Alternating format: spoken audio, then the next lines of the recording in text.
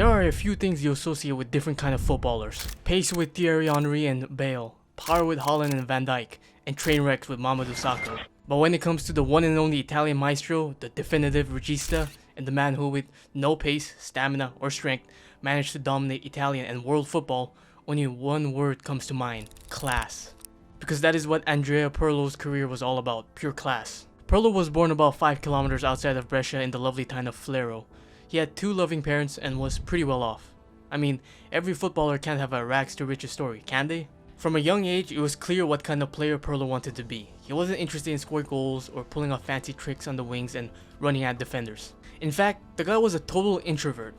His goal was much a reflection of his personality and his upbringing. He wanted to sit in midfield out of the spotlight and play precision passes to his teammates, helping them steal the spotlight. His personality was calm and composed, and it translated to his play on the field. Even as a young boy, his maturity was enough to inspire kids well above his age. He was the captain of a team of 15-year-old boys when he was just 13. And he faced the same thing as a kid that most people who are great at anything go through: people being jealous of him. It got to a point where, when his dad came to watch his games, he would sit high in the stands, far away from the jealous parents of other kids who would say the most disgusting things about Pirlo. It's not like Pirlo didn't feel this hatred, but even more so, he understood it. He knew he was better than everyone else he was playing with and against, and the confidence that came from that paired with his silent personality really rubbed the people the wrong way. Basically, they thought he was an asshole. Still, that hate didn't stop Pirlo from being the beast that he was on the field, and his hard work and talents eventually paid off when he signed for the youth sector of Brescia in 1992 at the age of 13. And it wouldn't be long before he got his chance in the first team at the ripe old age of 16. 21st May 1995 is the date that marked his debut for the Brescia first team against Reggiana. Unfortunately for Pirlo, not everyone is conquering Europe at 16 like Lamine Yamal, and he didn't really carve out a spot for himself in the first team, despite repeated success with the youth team. This is where one of the most distinct features of Pirlo as a player came to light. He wasn't an impressive athlete, like, at all. This was true even in his prime, so it was even more of an issue for him when he was a youngster. You can say that physicality is overrated and that skill is the real measurement of ability, and you'd be right. But there's a certain amount of physicality you absolutely need, and Pirlo was lacking that. But talent and ability is the most important thing, and talent like Pirlo shines through, and he broke into the first team in the 1996-1997 season. By this time, Brescia were struggling in the Serie B, but when you have someone like Pirlo in your squad, it's hard not to be good. At this point, Pirlo used to play as an attacking midfielder, and he was pretty damn good at his job. And he showed just how good he was as he elevated the level of Brescia's play multiple times across the season with his silky smooth passing and his superior understanding of the game. The season was overall a bit of a mixed bag. There were rough patches here and there, but they had incredible spells of form too. Their best spell of form came from the middle of February to March, where they went undefeated in 8 straight games and won 7 of those 8, scoring 16 times and conceding just twice. They did have a rough period towards the end of the season where they didn't win for a month, drawing 3 and losing 3. Ultimately, their good form at the start of the season and the brilliant run of wins in the middle was enough for Brescia to edge out Empoli to win the Serie B and snatch promotion back into the Serie A. For Pirlo, the season was a mixed bag. He had some great performances, but he didn't have the stats to back them up. And even though he was playing, it wasn't in every game. He made 17 appearances, scoring just 2 goals. Oh, and he didn't record a single assist, which is pretty shocking. All in all though, the season was a success, and he was back on his way to Serie A. After playing a crucial role in helping Brescia gain back promotion to Serie A, it was only natural that big clubs were going to come calling for the talented youngster at the center of it all. Football has changed a lot since 1997, but one thing is the same. If big clubs see talented youngsters, they go and get them without giving it a second thought. But we'll get to that in a bit. For now, after getting back to Serie B, Brescia expected to stay up and slowly build towards being a better club for the future. Unfortunately, things aren't that easy in the real world, and they found themselves relegated right back to Serie B, up and down just like a yo-yo. But there were positives for Brescia, and the main one was the development and maturation of Pirlo. Last season was just a trailer, this was the whole movie. Not only did Pirlo cement himself as a mainstay of the team, playing 29 games in Serie A, he also became their main man, scoring 4 times and assisting his teammates on 5 separate occasions. Those don't sound like mind-boggling numbers, but for a relegated side that struggled all season, that's a superstar season right there. And it wasn't just the numbers. Pirlo's quality was becoming clear to everyone who saw him play. Silky smooth passing, and an incredible understanding of the game in all 3 phases, and the confidence on the ball of a seasoned veteran. This kid had it all, and he could pop up with the occasional goal too. This jump in performance didn't go unnoticed, and following their relegation, Inter Milan seized the opportunity to sign the young maestro from Brescia for just 2 million euros. This was it, the big move that had been coming Pirlo's way ever since he was a child prodigy. The big Inter Milan had come calling, and it was his time to go from a promising talent to a living legend, is probably what Pirlo thought. Unfortunately, Pirlo struggled to find his place at Inter. I mean, this was an Inter Milan squad with the likes of Ronaldo Nazario, Zanetti, Diego Simeone, Taribo West, Ivan Zamorano, and even Roberto Baggio. It'd be hard for an established player to get into this side, let alone an 18-year-old that's had just one good season. What's more, he was simply not in the right hands. For God's sake, Inter Milan was being managed by Roy Hodgson at the time. Under Roy Hodgson, Pirlo was not only overlooked, he was even ridiculed, with the Englishman mispronouncing his name and calling him Perla, which in the Milan dialect of Italian roughly translates to dickhead. So yeah, not only was this super talented passer on the ball just not getting the playing time or development he deserved, he was being called a prick at the same time. Talk about a rough break. After failing to break into the first team in the 1998-1999 season, he was loaned out to Regina where he had a decent season, scoring 6 times and providing 3 assists in 28 games. Still, that wasn't enough for Pirlo to break into the Inter first team, and he got loaned out again, this time back to Brescia. He played just 10 games in Serie A during the loan back to his former club, but this spell was important for an entirely different reason, because it was during his return to Brescia that Pirlo's potential as a deep-lying playmaker began to emerge. You see, up until this point, Pirlo had been playing as an attacking midfielder, and even a second striker in some instances. But the reality was that he didn't have the frame, speed, or skill set to excel at that position. He was good, sure, but he was never going to be great at that role. He was destined for something else, and the credit for recognizing that goes to one man, Carlo Mazzone. Playing under coach Carlo Mazzone during the loan back to Brescia, instead of playing behind or next to the striker, Pirlo was deployed in front of the defense. This was a revelation for Pirlo. It not only put him in a position that was more suited to his physical profile, but also to his technical profile. Being put in front of the defense meant that he could collect the ball directly from the defenders following an opposition attack, and then he could utilize his exceptional vision and passing ability to start attacks and set up his teammates. Not only did this make sense, it was inevitable. This was the same kid who said he wanted to set up his teammates instead of scoring the ball himself. Yet every coach he had managed to misprofile him as an attacking midfielder. But Mazzone got it right, and the results were there for the world to see. Not in terms of direct numbers, but the way the entire team changed his playstyle. Brescia won on an 11-game unbeaten streak to end the season. But despite his undeniable talent, it just wasn't happening for Pirlo at Inter. He knew it, and so did the club. So Inter did what was, in retrospect, the unthinkable, and decided to sell Pirlo to their rivals in the same stadium. 30th June 2001, Andrea Pirlo joins AC Milan for a reported fee of 17 million euros. The move will haunt Inter Milan fans for the rest of their days. Joining AC Milan was the turning point in Andrea Pirlo's career, because instead of being played out of position and being called a dickhead for not doing well, Carlo Ancelotti actually paid attention to the kind of player Pirlo was. Specifically, he paid attention to his recent loan spell at Brescia, and decided he was the perfect deep-lying playmaker he needed to turn his AC Milan team from a good Italian team into European juggernauts. This positional shift allowed Pirlo to dictate the tempo of the game.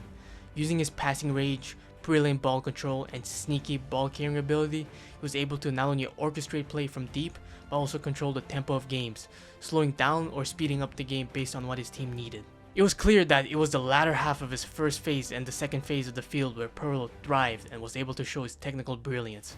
Seriously, this guy could play a pass from Milan to Brescia, a city right next to Milan, and it'd still be perfect. His first season was good.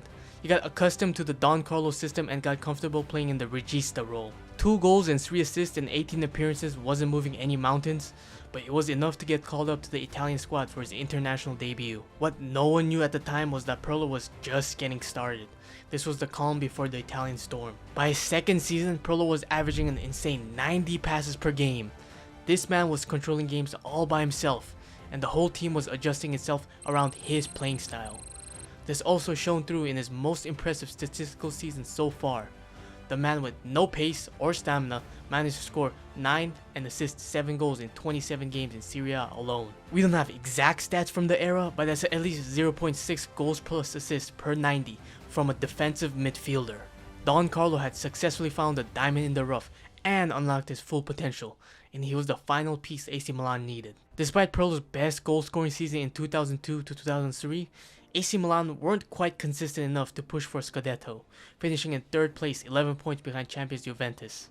But it was AC Milan and Pirlo who would have the last laugh. First, they beat out fellow Italian giants Roma in the Coppa Italia final, securing the first Silverero of the season. But that was just the appetizer. The main course came in the form of their Champions League campaign. They dominated Group C, which was the group of death that year. Real Madrid, Borussia Dortmund, and Lokomotiv Moscow were all part of it, and they came out on top. As the competition intensified, Milan battled in the box office quarterfinal against the Ajax, progressing on away goals after a thrilling 3-3 draw. That was good, but what came next was even better. A semi-final against none other than Inter Milan. It was the kind of script that would be too unrealistic for a movie, and yet here Pirlo was living it. And his wildest dreams came true when Milan beat them on away goals as well, after it ended 1-1 on aggregate across 2 legs. Not only had Pirlo proven he was a great player, but he had bested his former club on the biggest stage possible. Following that, the grand finale at Old Trafford saw Milan clash with Juventus, the team that were crowned champions of Italy that season. It was a nerve-wracking encounter, and neither team could score even after extra time. In the penalty shootout, Milan held their nerve to secure a historic victory. Pirlo's orchestration from midfield was pivotal throughout the campaign, as he dictated the play with his unparalleled vision and composure, cementing his status as the engine for AC Milan's team and as a superstar. And these 2 trophies were no fluke, as the very next season, Pirlo and AC Milan showed the week-to-week consistency everyone knew they could have and won the Scudetto, cementing this AC Milan squad as one of the most decorated in Italian football history. And this man, who barely looked like an athlete, who had more impressive hair than biceps, was the engine that made the entire team work. It got to the point where Italy was too small a stage for Pirlo.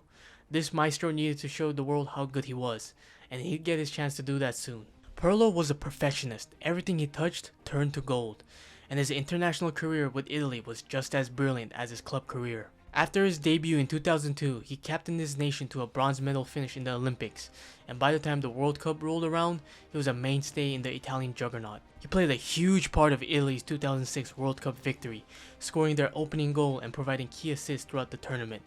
His performances in the semi-final against Germany and the final against France earned him the Man of the Match awards in both games. The formula was simple. Pirlo's incredible passing range and ability to control the ball was surrounded by the best collection of players in Italian history. The result was also simple, the best team in world football, and one man with the athleticism of a door handle running it. Following the World Cup win, Pirlo wasn't done with trophies. Far from it, in fact. The 2006-2007 Champions League campaign was another testament to Andrea Pirlo's brilliance, as AC Milan conquered Europe again. Milan breezed through Group H, kicking the asses of Lille, AEK Athens, and Anderlecht. The knockout stages saw Milan's resilience and tactical prowess shine, starting with a scrappy, hard-fought 1-0 aggregate victory over Celtic in the round of 16. The quarterfinals pitted them against the always dangerous Bayern Munich, where Milan blew them out the water, beating them 4-2 on aggregate. Pirlo's play and passing range were instrumental in this tie, and Milan simply outclassed Bayern. The semi-final against Manchester United was football heritage, and is regarded as one of the greatest ties in UCL history. And of course, Milan came out on top, beating them 5-3 on aggregate. The final in Athens was a chance for revenge against Liverpool, who beat them in a miraculous UCL final comeback in 2005. This time, Milan were prepared and seized the 2-1 victory. Throughout the run, Pirlo's influence was undeniable.